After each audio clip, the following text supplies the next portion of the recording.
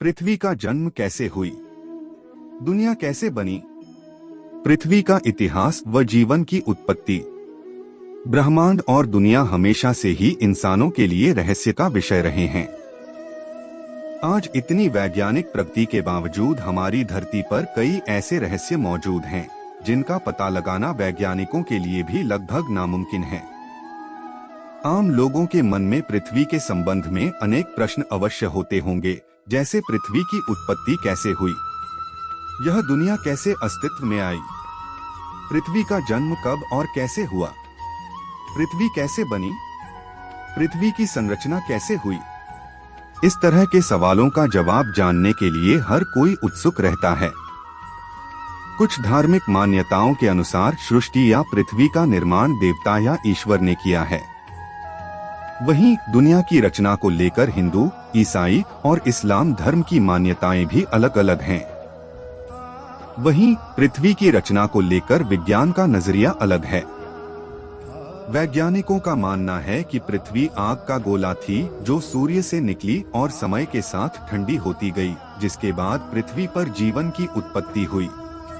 आज इस लेख में हम आपकी ऐसी ही सभी जिज्ञासाओं का समाधान करने का प्रयास करेंगे। पृथ्वी की उत्पत्ति के बारे में वैज्ञानिक मान्यता है कि लगभग 5 अरब वर्ष पूर्व अंतरिक्ष में कई गैसों के एक साथ मिलने से भयंकर विस्फोट हुआ था। इससे आग का एक विशाल गोला बना, जिसे अब हम सूर्य कहते हैं। धमाका इतना जोरदार था कि चारों तरफ धूल के कण फैल गए और गुरुत्वाकर्षण बल के कारण ये कण पत्थर के छोटे छोटे टुकड़ों में बदल गए। कई सालों के अंतराल के बाद ये कण आपस में जुड़ने लगे और कुछ समय बाद सौर मंडल का जन्म हुआ। और इस तरह लाखों साल बाद गुरुत्वाकर्षण के कारण पत्थर और चट्टान आपस में जुड़ने लगे। इस तरह धरती आग के गोले के रूप में पैदा हो रही थी। वैज्ञानिक अवधारणा के अनुसार 4.54 अरब वर्ष पूर्व पृथ्वी का तापमान 1200 डिग्री सेल्सियस था। ऐसे समय में धरती पर सिर्फ उबलता हुआ लावा, चट्टानें और कई जहरीली गैसें हुआ करती थीं। ऐसे में पृथ्वी पर जीवन का अस्तित्व होना असंभव था। पृथ्वी की उत्पत्ति के समय थिया नामक ग्रह 50 किलोमीटर प्रति सेकंड की गति से पृथ्वी की ओर बढ़ रहा था। यह गति बंदूक से निकली गोली से 20 गुना अधिक होती है। ऐसे में जब थिया ग्रह पृथ्वी की सतह से टकराया तो जोरदार विस्फोट हुआ, जिससे बहुत सारा कचरा धरती से बाहर निकल गया और साथ ही वह ग्रह धरती में समा गया। हजारों वर्षों के अंतराल के बाद गुरुत्वाकर्षण के कारण पृथ्वी से निकला कचरा एक गेंद के रूप में बन गया, जिसे हम चंद्रमा कहते हैं। इस प्रकार चंद्रमा की उत्पत्ति हुई। पृथ्वी की उत्पत्ति के बाद अंतरिक्ष में बची शेष चट्टानें पृथ्वी पर गिरने लगी। इन चट्टानों में अजीब प्रकार के क्रिस्टल होते थे, जिन्हें आज हम नमक के रूप में इस्तेमाल करते हैं। आपको जानकर हैरानी होगी कि इन चट्टानों के अंदर मौजूद नमक से समुद्र का पानी बनता है। वैज्ञानिकों के अनुसार ये चट्टानें करीब 20 करोड़ साल तक धरती पर गिरती रहीं, जिससे धरती ने समुद्र के रूप में ढेर सारा पानी इकट्ठा कर लिया। इतने पानी के लगातार जमा होने से धरती की सतह ठंडी होने लगी और चट्टानें सख्त हो गईं। लेकिन लावा अभी भी उसी रूप में पृथ्वी के आंतरिक भाग में मौजूद था और सतह का तापमान 70 से 80 डिग्री सेल्सियस तक पहुंच गया था। पृथ्वी पर वर्तमान जल लाखों वर्ष पूर्व का है। उस समय चंद्रमा पृथ्वी के बहुत निकट था, जिसके कारण उसके गुरुत्वाकर्षण बल के कारण प्राय पृथ्वी पर तूफान आते रहते थे। परंतु एक लंबे अंतराल के बाद चंद्रमा और पृथ्वी के बीच दूरी बढ़ने के कारण पृथ्वी पर तूफान शांत होने लगे। पृथ्वी पर जीवन की शुरुआत कैसे हुई? धरती पर जीवन की इस यात्रा के दौरान 3.8 अरब साल पहले पानी की उत्पत्ति हुई थी। धरती पर लगातार ज्वालामुखी फट भी रहे थे और साथ ही उल्कापिंडों की बारिश भी हो रही थी। उल्कापिंडों के माध्यम से पानी और नमक के साथ साथ अन्य पदार्थ भी पृथ्वी पर आ रहे थे, जिसमें कार्बन और अमीनो एसिड आदि पदार्थ थे जो हर जीव जंतु और पौधे में मौजूद होते हैं। इतनी ऊंचाई से उल्कापिंड गिरने के कारण वे गहरे पानी में चले जाते थे, जहां सूर्य की किरणों का उन तक पहुंचना असंभव था। बाद में ये उल्कापिंड ठंडे होकर पानी में जमने लगे।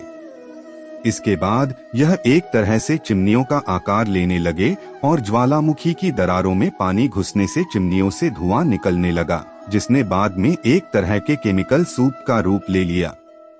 इससे पृथ्वी पर सूक्ष्म जीवन प्रारंभ हुआ और पृथ्वी पर एकल कोशिका जीवाणु की उत्पत्ति हुई।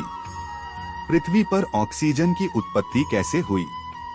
पृथ्वी की उत्पत्ति के समय जब समुद्र की निचली सतह पर पौधे और पत्तियां उग रही थीं और उन पर जीवित जीवाणु उत्पन्न हो रहे थे, वैज्ञानिक भाषा में इन्हें स्ट्रोमेटोलाइट कहते हैं। ये अपना भोजन सूर्य की किरणों से बनाते हैं और इस प्रक्रिया को वैज्ञानिक रूप से प्रकाश संश्लेषण कहते हैं। प्रकाश संश्लेषण की प्रक्रिया में सूर्य का प्रकाश कार्बन डाइऑक्साइड और पानी को ग्लूकोज में परिवर्तित करता है। इसके साथ ही इस प्रक्रिया में उपोत्पाद के रूप में ऑक्सीजन गैस बनती है, जो मनुष्य के लिए महत्वपूर्ण वायु है। एक लंबी प्रक्रिया के बाद महासागरों में ऑक्सीजन गैस भर गई और इससे पानी में मौजूद लोहे में जंग लगने लगी और इससे लोहे का अस्तित्व सामने आया।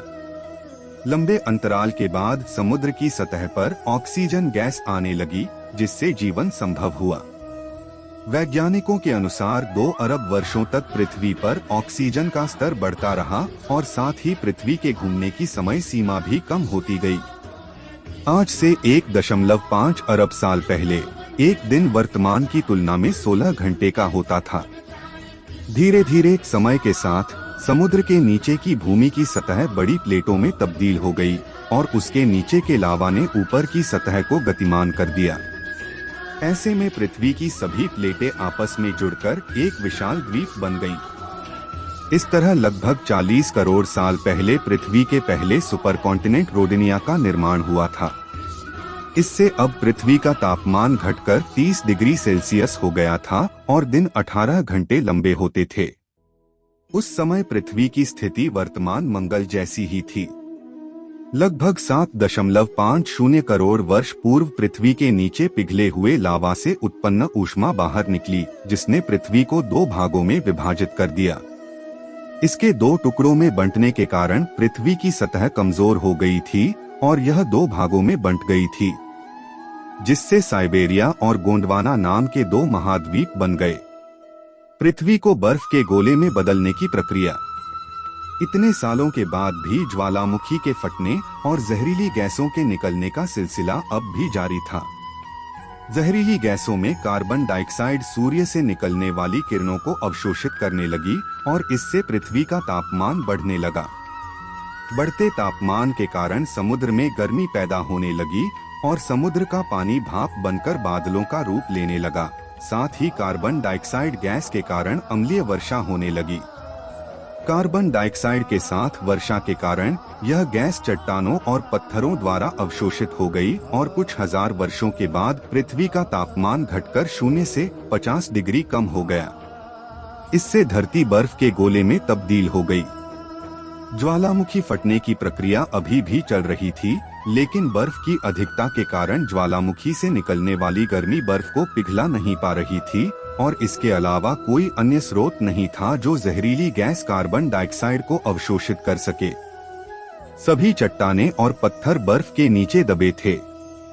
कुछ समय बाद कार्बन डाइऑक्साइड गैस के बल ने सूर्य की गर्मी को अवशोषित करना शुरू कर दिया, जिससे बर्फ पिघलने लगी। इसके बाद पृथ्वी पर दिन 22 घंटे के हो गए। बर्फ के लगातार पिघलने से सूर्य से निकलने वाली हानिकारक पराबैंगनी किरणें सीधे पृथ्वी पर पड़ रही थीं, जिससे एक रासायनिक अभिक्रिया शुरू हो गई और पानी से हाइड्रोजन पेरोक्साइड बनने लगा और उसके टूटने के बाद ऑक्सीजन बनने लगी। जब ऑक्सीजन गैस धरती से 50 किलोमीटर ऊपर उठी तो वहां रासायनिक प्रतिक्रिया शुरू हो गई, जहां ओजोन नाम की एक परत बनी, जिसने सूर्य से आने वाली पराबैंगनी किरणों को सीधे धरती पर आने से रोकने का काम किया।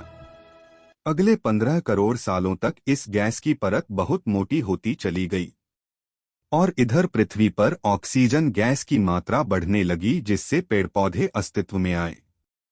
ऐसे ही जानकारी के लिए हमारे चैनल अजूबा स्टोरी 99 को सब्सक्राइब करें।